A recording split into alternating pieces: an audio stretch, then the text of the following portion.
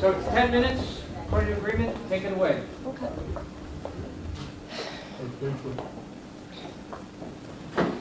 Congresswoman, two-part question. In terms of codifying Roe, would you support that? And second, is it the discussion that you want to be having right now when we hear, the number one issue on voters' mind right now is inflation? So, two-part question. Yes, I would vote to codify Roe. I've already done that. And is it something that I want to be discussing right now? Absolutely. Once women's reproductive rights are eviscerated, they're eviscerated. And as a member of Congress, I recognize that in this role, I have to be able to do more than one thing at a time. Women's reproductive health isn't something we can put on the shelf and go back to once it's gone. The Supreme Court made it an issue in June after every one of the conservative judges that had been nominated promised that they too support women's reproductive health, and then when they had the opportunity, they did not. So I remind people, I voted for it, you know what I'm going to do. So for my opponent to say this is what he will do, we've already been burned on that. So yes, it's something that we have to be discussing right now, as well as the economy and all of the other issues. In Congress, you don't deal with one issue at a time. Your opponent seemed to think that, in fact, you did codify Roe at the national level, that the Supreme Court would not support that as a legal measure. What's your reaction? I have no reaction to him, but I will say that the legislative branch makes the laws. The Supreme Court interprets the laws. So once it is codified, the Supreme Court can have as many challenges as they want, but women shouldn't have a patchwork of care, where in Connecticut, women are safe and protected, but if I was on vacation or someone traveled somewhere else, that they are at risk. It is a decision between a woman and her doctor. It has been precedent and protected for the last 50 years. So I will make sure and work to make sure we bring this legislation back to the floor and that it is made law once and for all. Because for 50 years, it's been a political football, where every administration, every court, every time it changes, everybody talks about what they will or will not do. I plan to vote for it when it comes to the floor so that it can go to the Senate and go to the President to be signed into law. Congresswoman Hayes, how do you respond to your opponent's messaging that he is moderated or should separate himself from the House Republican leadership? I don't respond to him because if that were the case, everyone here sees exactly what I see. A moderate doesn't have Elise Stefanik here. A moderate doesn't have Kevin McCarthy here. A moderate does not go on Tucker Carlson to share his message. A moderate doesn't vote against all of these things and then ad nauseum talk about Biden, Harris, Pelosi. He has inextricably connected himself to national Republican leadership. They are propping up his campaign with millions of dollars. A moderate does not do that. So I think the choice is very clear. People know how he's answered the questions on issues, and they know that there's a reason why Kevin McCarthy and national Republicans are doing so much work to get him in Washington, not because they think he's a moderate. Do you, from his answers, do you think that he's committed to keeping Social Security and Medicare as we know it? I can tell you to it.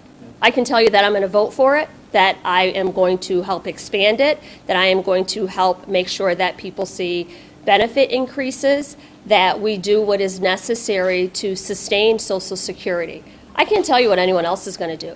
People know what I'm going to do because I'm on the legislation. I've worked tirelessly to get this passed. I want to lower the cost of prescription drugs for seniors, and my record speaks for that. So that's the only person that I can tell you with fidelity what they'll do on this issue. About a ban for assault weapons. In Connecticut we have one, but there are some that are grandfathered in. How would you manage that nationally? It wouldn't be up to me alone to manage that nationally. We would have conversations, committee assignments, committee hearings to talk about what that looks like and how it will be implemented. But we do not need weapons of war in our neighborhoods. These assault weapons have gone awry. As a member of Congress, my job isn't only to pass legislation that will affect the people in Connecticut. It's to work with 435 members to pass national laws on the issue that people care about.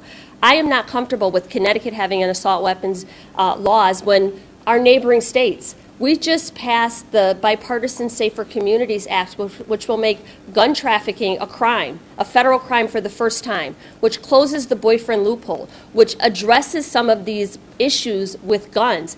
This idea that I'm only thinking about the way it affects the people of Connecticut means that you don't have the expansive appreciation for what it takes to be a member of Congress and legislate from the federal level.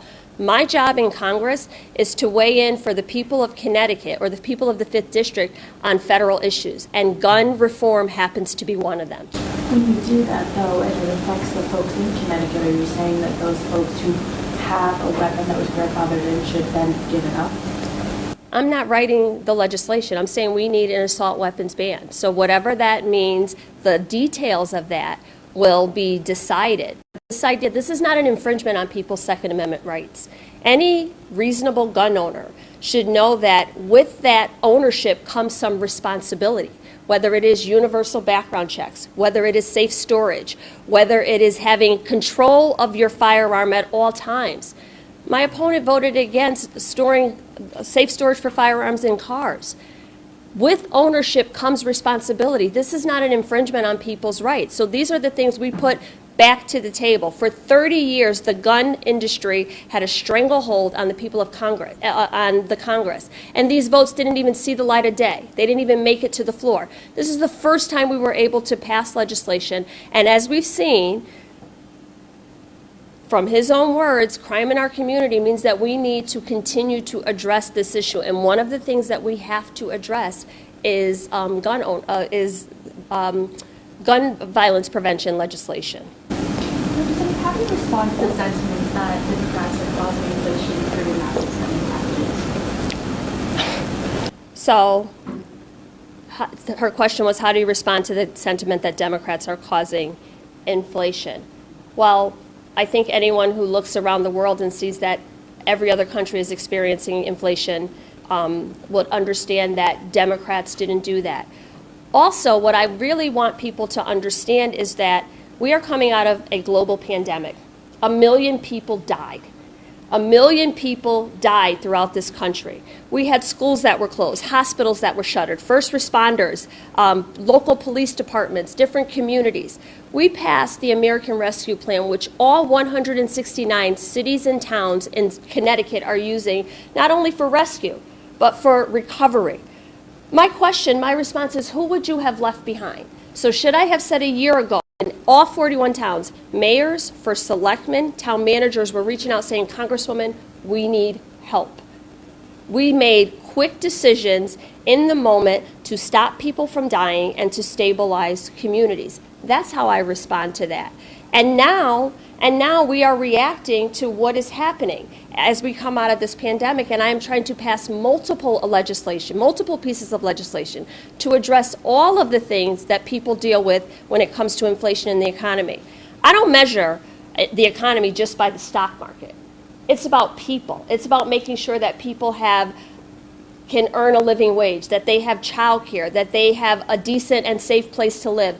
All of those things that affect people's everyday decisions. It's not just about what the stock market is reading or what business owners are reporting. It's about people. That's who I represent in Congress. So the way I respond is, I did what I had to do in the moment to stop people from dying and to make sure that we stabilize communities during the recovery. But do you reject the notion, and we've heard it from Republicans, we've heard it from other sources, that the spending bills that have been passed, the coronavirus relief bills, the infrastructure bill, the whole lot, do you reject the notion that that increase in government spending contributed to inflation, the 4-year highs we've been seeing in inflation? I would challenge you to ask all of the Republicans who are saying that, how many of them sent that money back? How many of the mayors, first selectmen, leaders in those communities said, we're sending this money back because we don't need it or we don't want it? I can tell you in my district the answer is none. Well, I've covered the legislature for a while in Connecticut, and it's under Democratic control, and Republicans vote no and take the money, and in Congress, I suppose, the same would be true with either party. I feel like you just answered your own question. Well, they voted no and then took the money. What do the people of your district know about Congresswoman Hayes and Mr. Logan that they didn't know before? I think it was just reaffirmed that I am the same as them. I am the person they sent to Congress. I have the lived experience as being a member of this community. I understand with fidelity the issues that they are facing. I am deeply embedded in this community, and I have done the work. I've done the work. This idea that I went to Congress and did nothing, I remind you, Mr. Logan was in the Senate the exact same amount of time I was in the Congress. And he's talking about he co-sponsored this and he passed these larger packages. If we're adding all that, I'm up to 100 bills passed. I can tell you that I have made tangible impacts on this. I am the chair of a subcommittee on nutrition. I got a White House conference on hunger, and really we have a full plan of how to address it, and my legislation is in there. I brought funds back to this district. I had 8 pieces of legislation passed. I can rattle off for days, depending on how much time you have. I think today was an opportunity for me to remind the people. I took what you told me, and I took it to Congress, and I legislated accordingly. He hasn't done any of these things. What their takeaway should be is that he lost his seat outside of the district, moved here because he wants a title and he wants to be an elected official. I'm not going anywhere. After November 9th, I'm still living in this district. My family lives here. I was born and raised here. This is my community, and I'm going to continue to fight for them and work for them. Before I went to the Congress, I worked for them in communities. I worked for them in schools. My husband worked for them in the police department. We will still be here. We're not going anywhere, and I think that's the takeaway that people should have. One more question. One more. So if you're reelected, what will your next 2 years look like? My next 2 years, I think the Farm Bill is very important to me in making sure that we address food security in this country, making sure that no family has to put their children to bed hungry, that no veteran goes to bed hungry, that no senior. I think Social Security is now an issue, as McCarthy is threatening to use the debt ceiling as leverage for that. Women's reproductive health, codifying that is incredibly important. And then taking the lessons that we learned from the pandemic to make sure that we close some of these gaps so that people have a minimum wage, which he voted against, to make sure that they have safe and affordable housing, to make sure that we have daycare, to make sure that we have preschool, to bring back the child tax credit. When we're talking about inflation and families, every family was seeing $300 a month in that is incredibly important. And then taking the lessons that we learned from the pandemic to make sure that we close some of these gaps so that people have a minimum wage, which he voted against, to make sure that they have safe and affordable housing, to make sure that we have daycare, to make sure that we have preschool, to bring back the child tax credit. When we're talking about inflation and families, every family was seeing $300 a month in